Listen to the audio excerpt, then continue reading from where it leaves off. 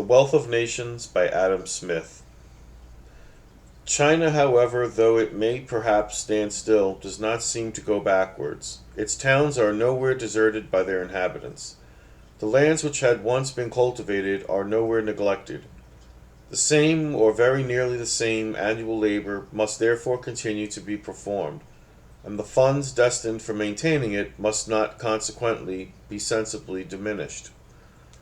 The lowest class of laborers, therefore, notwithstanding their scanty subsistence, must some way or another make shift to continue their race so far as to keep up their usual numbers. But it would be otherwise in a country where the funds destined for the maintenance of labor were sensibly decaying. Every year the demand for servants and laborers would, in all the different classes of employments, be less than it had been the year before. Many who have been bred in the superior classes, not being able to find employment in their own business, will be glad to seek it in the lowest. The lowest class being not only overstocked with its own workmen, but with the overflowings of all the other classes. The competition for employment would be so great in it as to reduce the wages of labor to the most miserable and scanty subsistence of the laborer. Many would not be able to find employment even upon these hard terms, but would either starve or be driven to seek a subsistence either by begging or by the perpetration, perhaps, of the greatest enormities. Want, famine, and mortality would immediately prevail in that class, and from thence extend themselves to all the superior classes, till the number of inhabitants in the country was reduced to what could easily be maintained by the revenue and stock which remained in it, and which had escaped either the tyranny or calamity which had destroyed the rest. This, perhaps, is nearly the present state of Bengal, and of some other of the English settlements in the East Indies.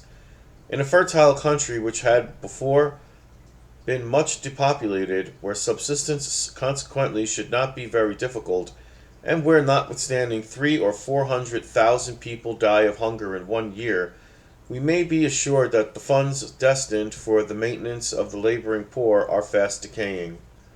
The difference between the genius of the British Constitution, which protects and governs North America, and that of the mercantile company which oppresses and domineers in the East Indies, cannot perhaps be better illustrated than by the different state of those countries.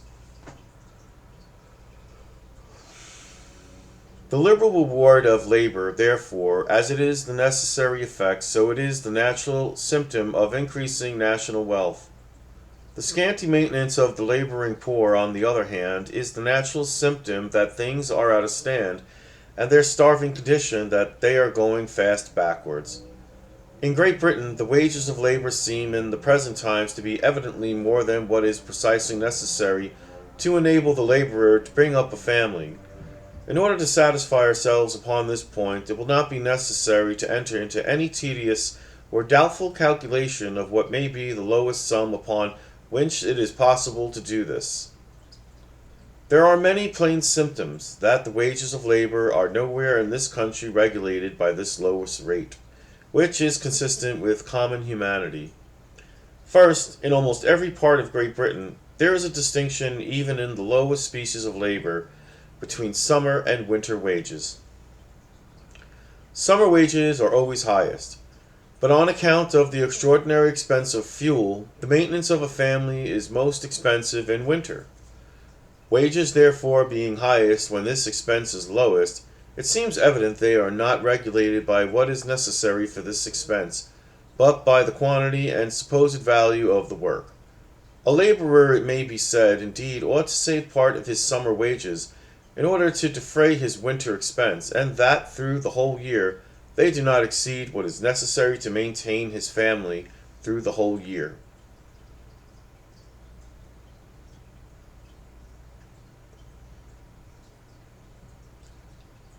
Secondly, the wages of labor do not in Great Britain fluctuate with the price of provisions. These vary everywhere from year to year, frequently from month to month. But in many places, the money price of labor remains uniformly the same, sometimes for half a century together. If in these places, therefore, the laboring poor can maintain their families in dear years, They must be at their ease in times of moderate plenty, and in affluence in those of extraordinary cheapness. The high price of provisions during these 10 years past has not in many parts of the kingdom been accompanied with any sensible rise in the money price of labor. It has indeed in some, owing probably more to the increase of the demand for labor than to that of the price of provisions.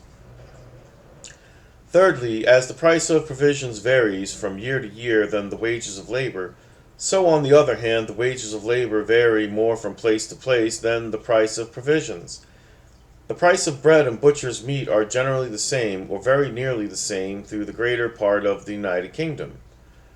These and most other things which are sold by retail, the way in which the laboring poor buy all things, are generally fully as cheap or cheaper in great towns than in the remoter parts of the country, for reasons which I shall have occasion to explain hereafter.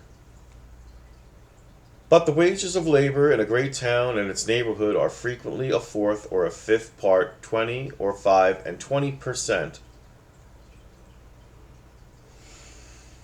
higher than that at a few miles' distance. 18 pence a day may be reckoned the common price of labor in London and its neighborhood.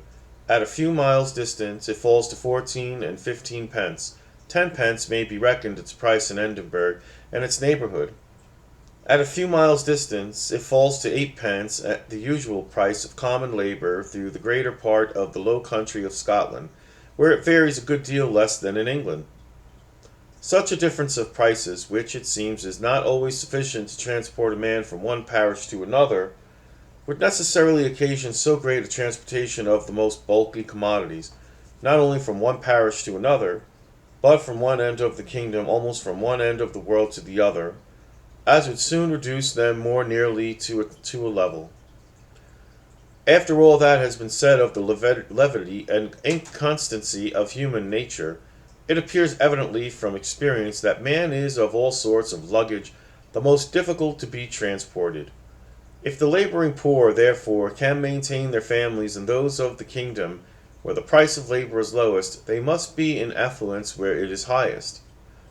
Fourthly, the variations in the price of labor not only do not correspond, either in place or time, with those in the price of provisions, but they are frequently quite opposite. Grain, the food of the common people, is dearer in Scotland than in England, whence Scotland receives almost every year very large supplies. But English corn must be sold dearer in Scotland, the country to which it is brought, than in England.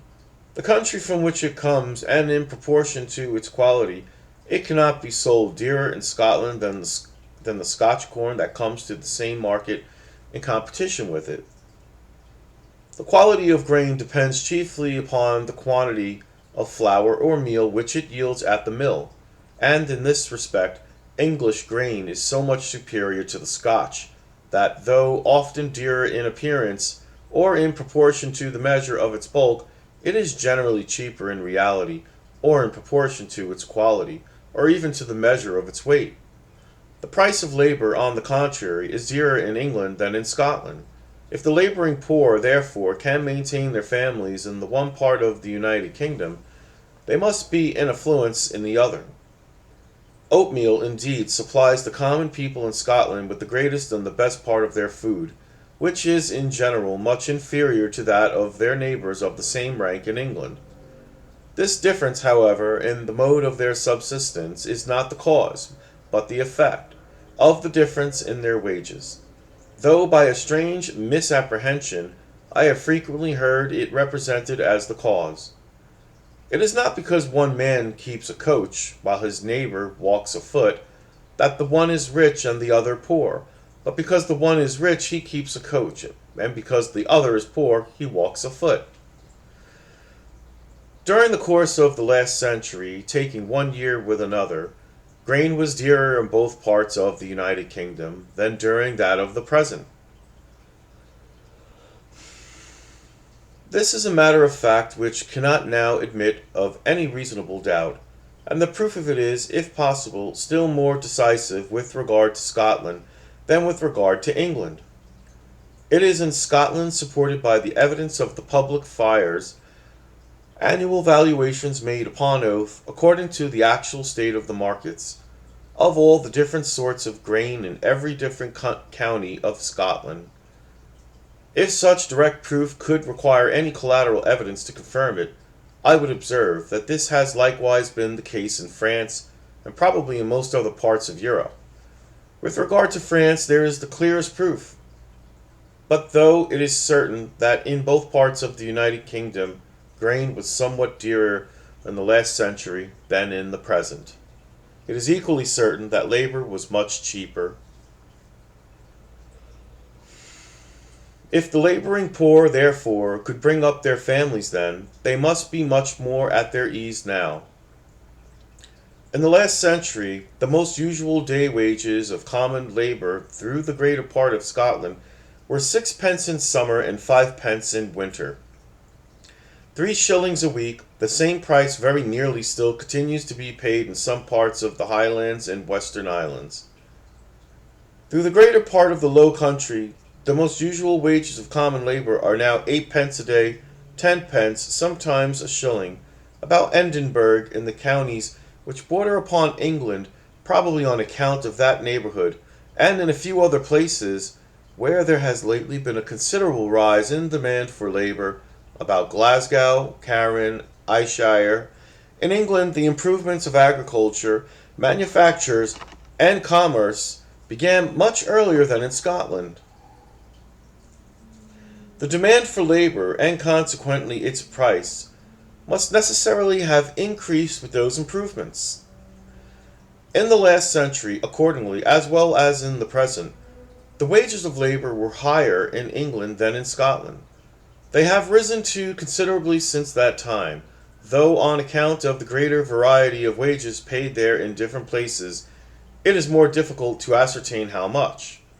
In 1614, the pay of a foot soldier was the same as in the present times, 8 pence a day. When it was first established, it would naturally be regulated by the usual wages of common laborers, the rank of people from which foot soldiers are commonly drawn. Lord Chief Justice Hales, who wrote in the time of Charles II, computes the necessary expense of a laborer's family, consisting of 6 persons, the father and mother, 2 children able to do something, and 2 not able, at 10 shillings a week, or £26 a year. If they cannot earn this by their labor, they must make it up, he supposes, either by begging or stealing. He appears to have inquired very carefully into this subject. In 1688, Mr. Gregory King, whose skill in political arithmetic is so much extolled by Dr. Davenant, computed the ordinary income of laborers and out-servants to be £15 a year to a family, which he supposed to consist, one with another, of 3½ persons. His calculation, therefore, though different in appearance, corresponds very nearly at bottom with that of Judge Hales. Both suppose the weekly expense of such families to be about 20 pence a head. Both the pecuniary income and expense of such families have increased considerably since that time through the greater part of the kingdom. In some places more, and in some places, though perhaps scarce, anywhere so much as some exaggerated accounts of the present wages of labor have lately represented them to be public. The wages of labor have lately represented them to the public. The price of labor, it must be observed, cannot be ascertained very accurately anywhere, different prices being often paid at the same place and for the same sort of labor, not only according to the different abilities of the workmen, but according to the easiness or hardness of the masters.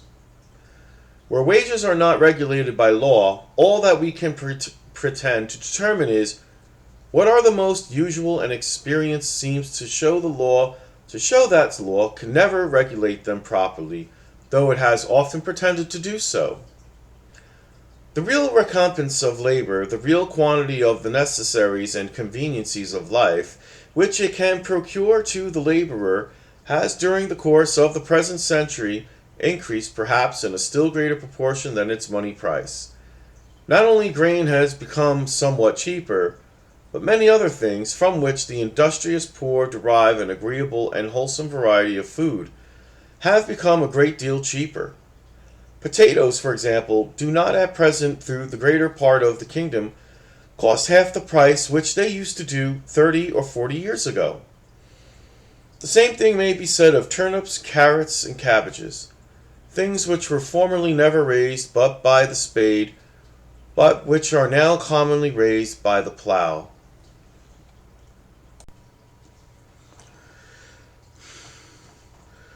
Not only grain has become somewhat cheaper, but many other things from which the industrious poor derive an agreeable and wholesome variety of food have become a great deal cheaper. Potatoes, for example, do not at present, through the greater part of the kingdom, cost half the price which they used to do 30 or 40 years ago. The same thing may be said of turnips, carrots, cabbages, things which were formerly never raised but by the spade, which are now commonly raised by the plow. All sort of garden stuff too has become cheaper. The greater part of the apples, and even of the onions, consumed in Great Britain were, in the last century, imported from Flanders.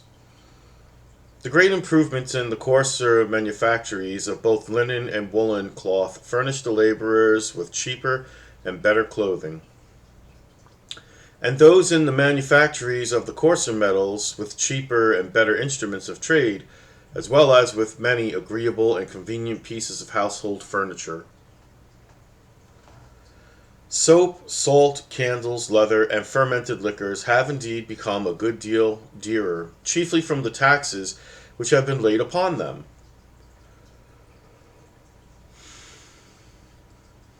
The quantity of these, however, which the laboring poor, in under any necessity of consuming, is so very small that the increase in their price does not compensate the diminution of that of so many other things.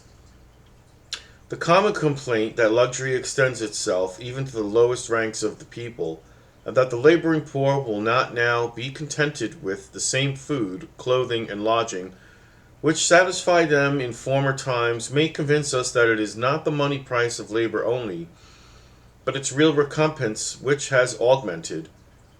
Is this improvement in the circumstances of the lower ranks of the people to be regarded as an advantage or as an inconveniency to the society? The answer seems at first abundantly plain. Servants, laborers, and workmen of different kinds make up the far greater part of every great political society. But what improves the circumstances of the greater part can never be regarded as any inconveniency to the whole. No society can surely be flourishing and happy, of which the far greater part of the members are poor and miserable. It is but equity besides that they who feed, clothe, and lodge the whole body of the people should have such a share of the produce of their own labor as to be themselves tolerably well fed, clothed, and lodged. Poverty, though it no doubt discourages, does not always prevent marriage. It seems even to be favorable to generation. A half-starved Highland woman frequently bears more than 20 children, while a pampered fine lady is often incapable of bearing any, and is generally exhausted by 2 or 3. Barrenness, so frequent among women of fashion, is very rare among those of inferior station.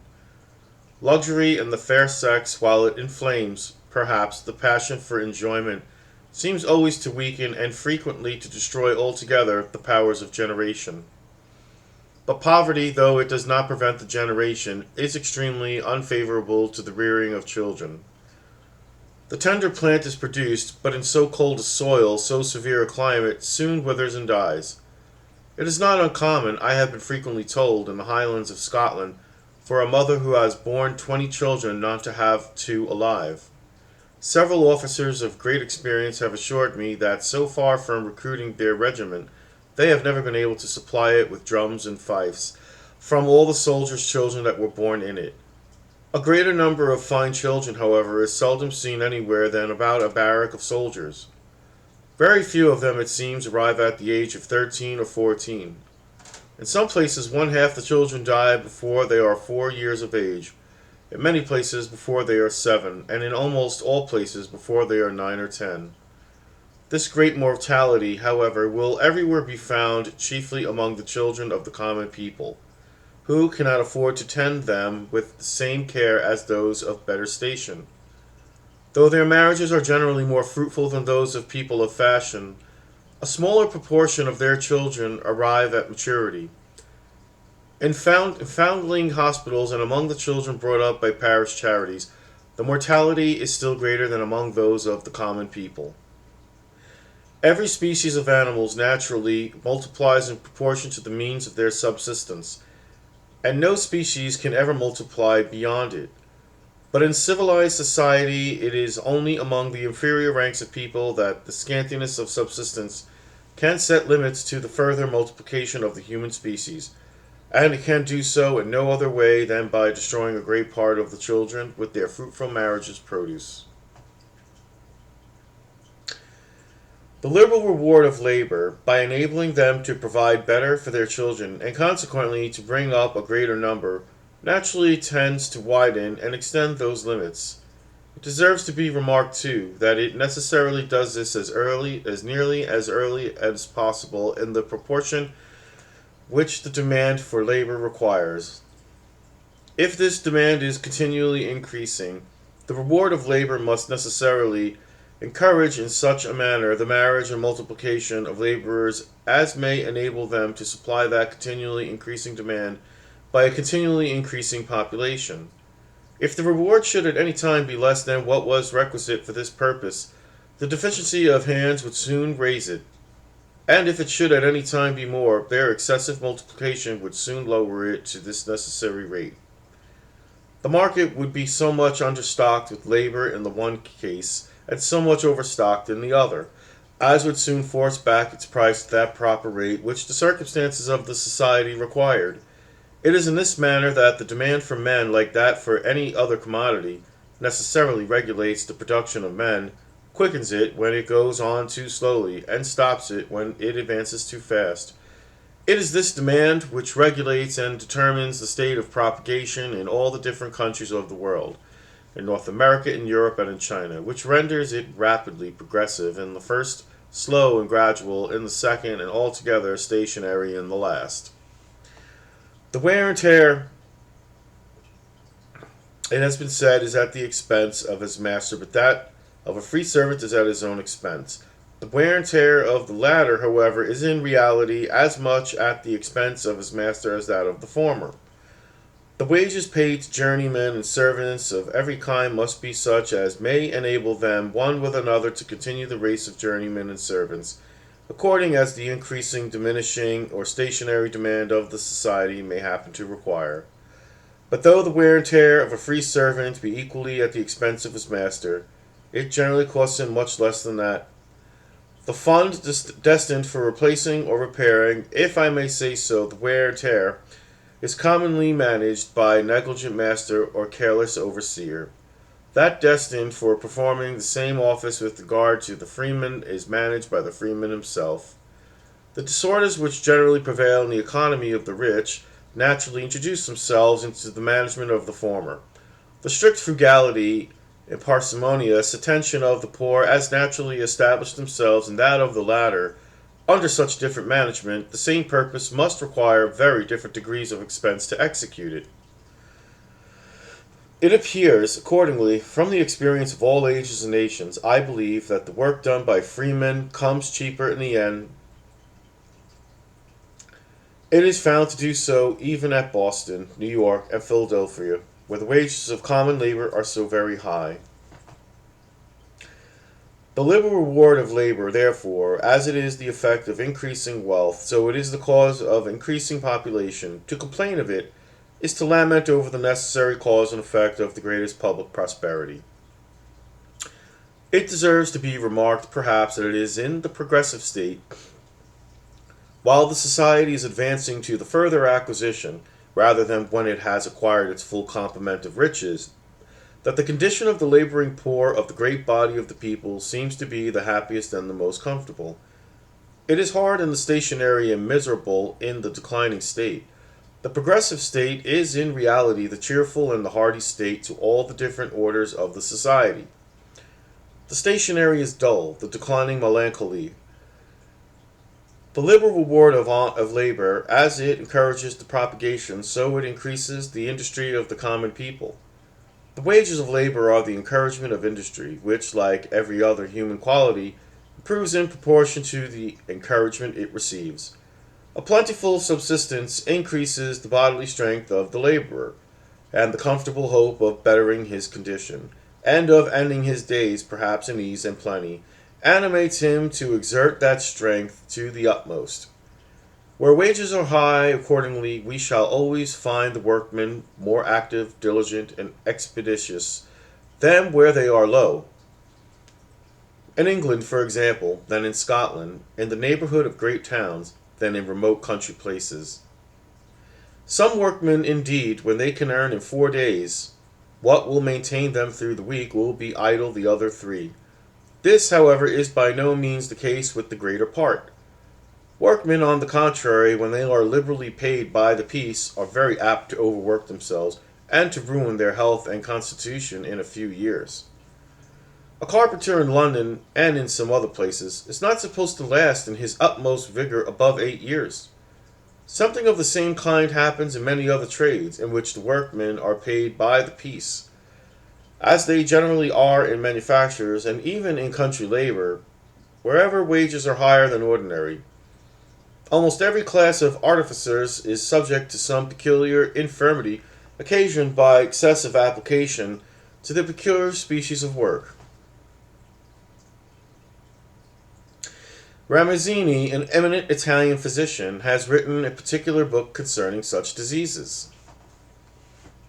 We do not reckon our soldiers the most industrious set of people among us, yet when soldiers have been employed in some particular sorts of work, and liberally paid by the piece, their officers have frequently been obliged to stipulate with the undertaker that they should not be allowed to earn above a certain sum every day, according to the rate at which they were paid.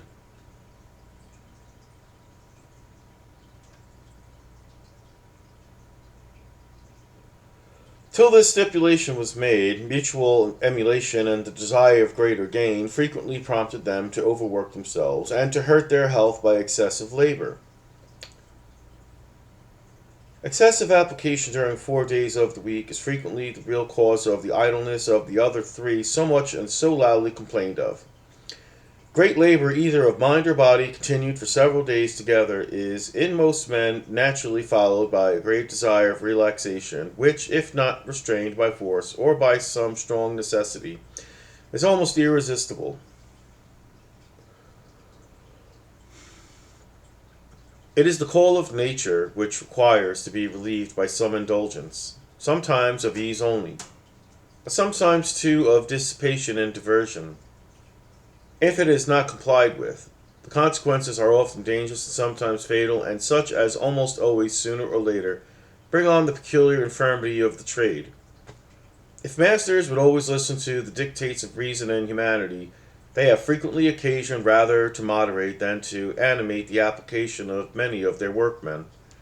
It will be found, I believe, in every sort of trade, that the man who works so moderately as to be able to work constantly not only preserves his health the longest, but in the course of the year executes the greatest quantity of work.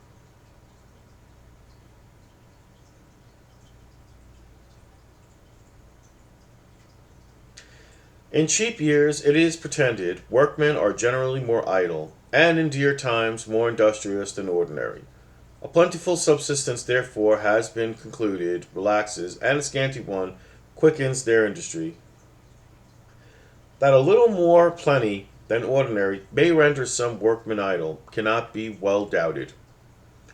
But that it should have this effect upon the greater part, or that men in general should work better when they are ill fed than when they are well fed, when they are disheartened than when they are in good spirits, when they are frequently sick than when they are generally in good health, seems not very probable.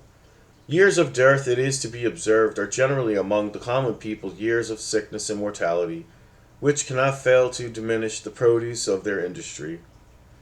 In years of plenty, servants frequently leave their masters and trust their subsistence to what they can make by their own industry. But the same cheapness of provisions by increasing the fund which is destined for the maintenance of servants encourages masters, farmers especially, to employ a greater number. Farmers upon such occasions expect more profit from their corn by maintaining a few more laboring servants than by selling it at a low price in the market. The demand for servants increases while the number of those who offer to supply that demand diminishes. The price of labor, therefore, frequently rises in cheap years.